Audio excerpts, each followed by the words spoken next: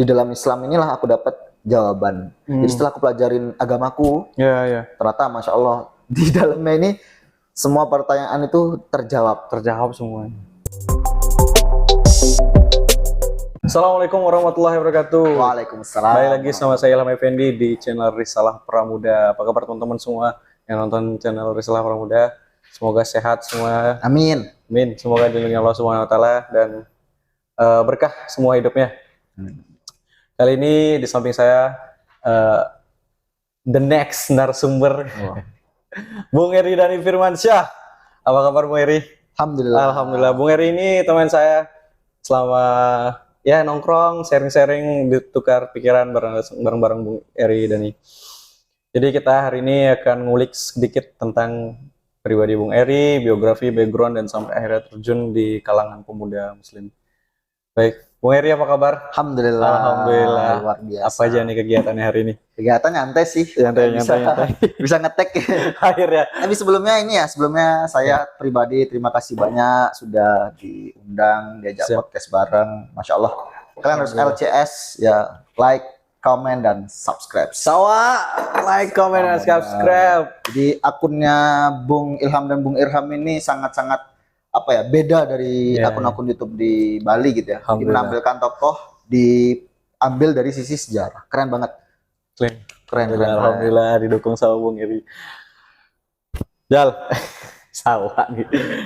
Ceritain Jal, biografi kau dari dulu, dari lahir di mana, terus setelah itu sampai ke Bali dan akhirnya melakukan aktivitas yang ada di Bali. Oke, jadi aku bukan siapa-siapa ya. Jadi bukan siapa-siapa. Lahir kalau tempat tanggal lahir di Surabaya. 3 Juni 96.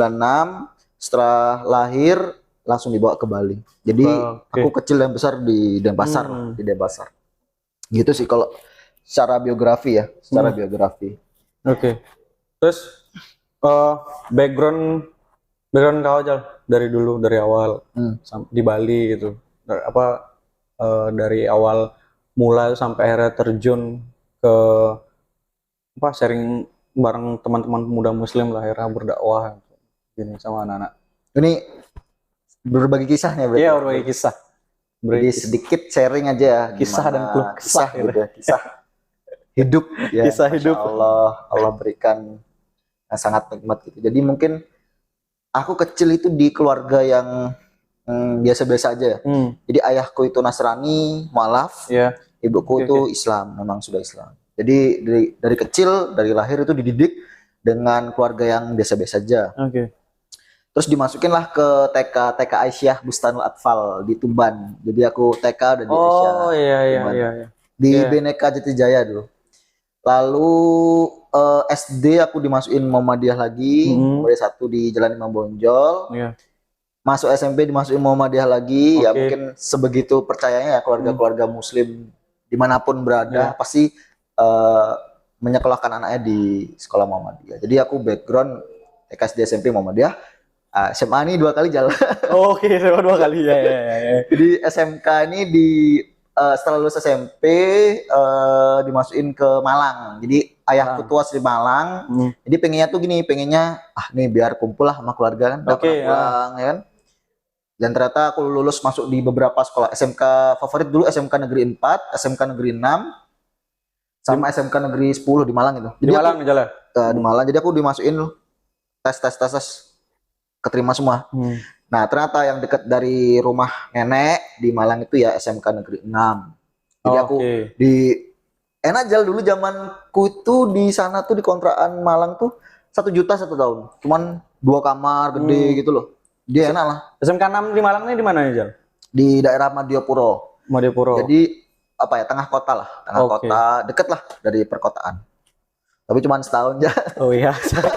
DU. Jadi aku masuk jurusan TKJ, Teknik Komputer Jaringan. Terus ya masa tahu anak muda kan? Iya. Tawuran masa bawa ITP. Ke atas aku langsung ada kakak-kakak kelas tuh ada yang TKR, Teknik Kendaraan Ringan gitu ya.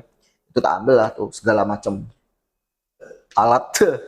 Jadi DO itu bukan gara-gara kayak memang karena dasarnya malas ya, memang malas, terus memang karena nggak ada orang tua, nggak ada yang memantau gitu kan. Kenakalan remaja masa Kenakalan itu ya. remaja SMA. Nah setelah tabrakan, jadi DO ditabrak, jadi banyaklah kejadian-kejadian itu. Sampai-sampai orang tuaku datang, sampai ibuku datang nangis, ya Allah Le, gitu, pakai bahasa Jawa ya, ya Allah Le, nggak jadi orang kamu di sini, udah pulang aja gitu. Ya aku yain aja, ya udah, ya.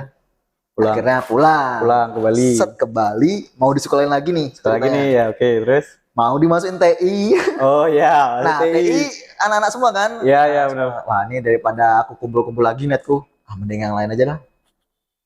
Terus singkat cerita keterima di SMK Teknologi Wirabakti di Kereneng. Jadi salah satu yayasannya I Gusti Ngurah Rai. Iya tahu. Jadi beliau itu waktu zaman kemerdekaan itu beliau berjuang memang mendirikan yayasan Wirabakti itu untuk para anak-anak yang ditinggal wafat oleh ayahnya perang. Oh iya. Jadi memang enak Jal. Jadi dulu termasuk sekolah favorit. Memang didesain kayak gitu, ada SMK-nya, ada SMA-nya, ada universitasnya gitu. Oh iya, oke. Dan gratis uang gedung. Zamanku gratis uang gedung. Sampai sekarang sih gratis uang gedung. Jadi enak. SPP zamanku tuh 100.000 Jal. Murah Jal. Murah kali. Orang SMP 200. Iya. SMP 200 di Muhammadiyah. Iya benar. Nah itulah SMK. Akhirnya lulus, alhamdulillah. Tapi jadi adik kelas. Oh ya. 2 kali. Oh ya, oke. Nah, kita lulus barengan kan? Ya benar lulus. Lulus barengan. Itulah biasa. Di Bali sih kalau zamanku SMK itu ya udah sampai pergaulan bebasnya tuh udah bener-bener nggak ada batas gitu. Bener-bener liberal lah.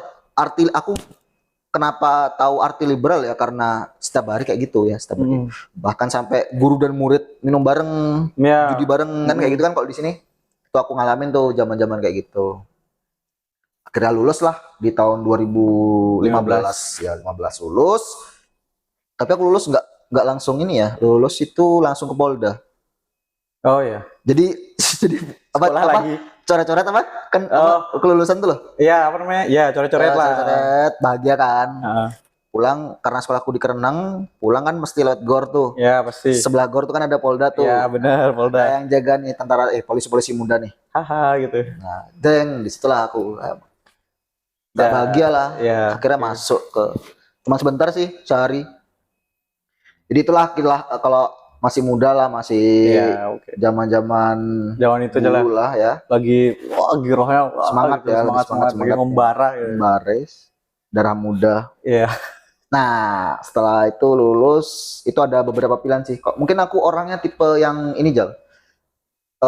Nggak terbiasa formal ya, sekolah formal. Jadi aku ditawarin beberapa kampus gitu ya.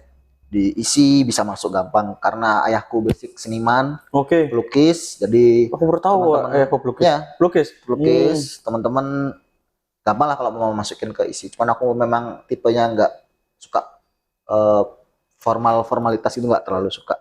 Jadi tapi tetap aku nongkrongnya sama teman-teman kampus. Jadi aku bisa ngerasain kuliah tuh kayak gimana sih. Misalkan temanku bolos, aku udah masuk. Jadi aku masuk Jal. Jadi aku sering kayak gitu di Stikom, di Unut, diisi. Aku sering kayak gitu kalau temanku males gitu ya. Besok aja udah absen gitu. Ya nanti absen, aku yang duduk santai dengerin. Berarti masih soal gelap aja lah.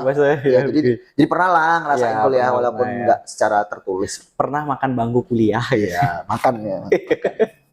Gitu sih. Nah, singkat cerita, ya aku belajarnya dari hidup ini, belajar dari jalan ya, dari jalanan.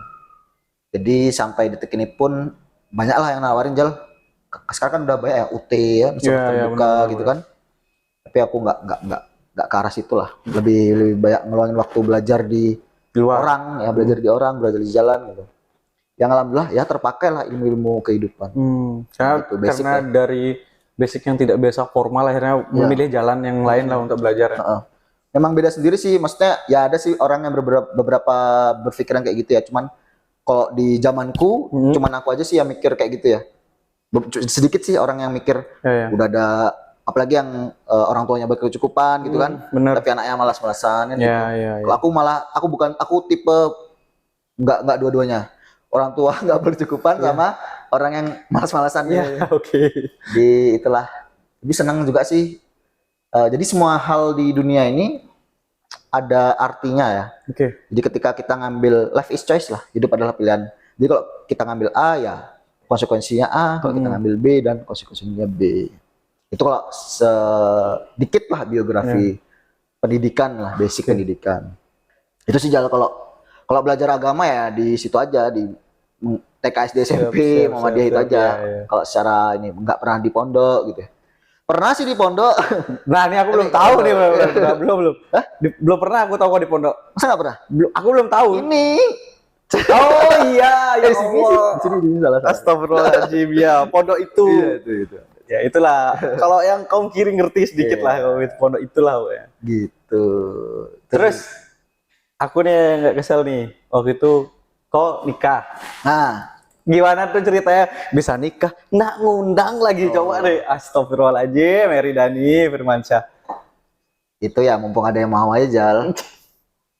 Ada yang mau Jal, banyak Jal.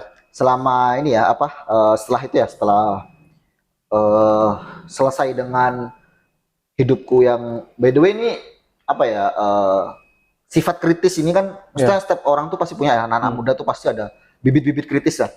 Mungkin kalau aku turunnya dari orang tua itu kan, karena seniman pelukis jadi bibit-bibit kritis. Itu yang aku nilai plus yang selalu aku pegang, karena kalau orang itu ya harus berani mengutarakan. Jadi orang itu harus berani ngomong, berani tampil, berani ngomong. Jadi kalau maka aku kayak gini ya, kenapa aku bisa kayak gini ya? Karena aku itu tadi berani bicara, berani tampil, dan nggak malu bertanya. Itu yang 3 ya poin yang selalu ditanemin orang tua lah. Nah terkait nikah itu ya itulah mumpung ada yang mau. Jadi setelah aku ini ya, berarti aku nyambung dari setelah sekolah, kuliah di situ. Pondok di situ. Nah, disitulah aku menemukan. Jadi kan kita ini kan dulu kan main di jalan sampai malam. Kita nggak boleh kan, orang tua bilang jangan pulang malam. Pagi pulang. Kita pulang pagi ya gitu. Emang dia ngajarin. Nah, setelah selesai kayak gitu, itu memang ada gini ya. Tiap orang tuh pasti ada punya satu titik satu titik buntu dalam hidup tuh gimana kayak ke-trigger gitu loh. Jadi aku pernah satu titik itu menemukan kebuntuan gitu. Maksudnya aku stuck tuh aku mikir ini apakah hidup ini gini-gini aja. Terus mau kemana aku bawa hidup ini ya kan? Apa emang aku diciptakan untuk bebas sebebas-bebasnya atau aku gini aja gitu. Atau aku diciptakan ini dikekang sekang-kekangnya kan? Aku belum dapat jawabannya. Nah, ketika aku dapat jawabannya, ternyata di dalam Islam inilah aku dapat jawaban. Jadi setelah aku pelajarin agamaku, ternyata masya Allah di dalamnya ini semua pertanyaan itu terjawab semua. Mau yang pertanyaan fundamental, mau pertanyaan yang apapun itu terjawab semua di Islam. Nah, setelah aku belajar banyak guru-guru, ketemu orang, aku senang orangnya nongkrong, jadi aku senang organisasi. Banyak organisasi yang aku temui, belajar di situ, dibina.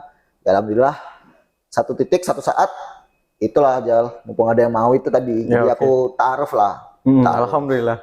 Ta'aruf. Jadi aku mau aku secara pribadi mau menghilangkan sekat, khususnya di Denpasar maupun di Provinsi Bali, bahwa nikah muda itu biasa-biasa aja. Terus ta'aruf itu ya memang begitu adanya gitu. Jadi aku mau jadi contoh lah. Jadi nggak usah takut bagi teman-teman yang merasa sudah siap, sudah cukup ilmu, ya itu nikah aja, nggak perlu dengerin omongan orang. Karena emang aku basic nggak suka dengerin orang ya. Gas-gas aja. Muluk-muluk lah pokoknya, nggak usah muluk-muluk, dan nikah aja deh ya gitu.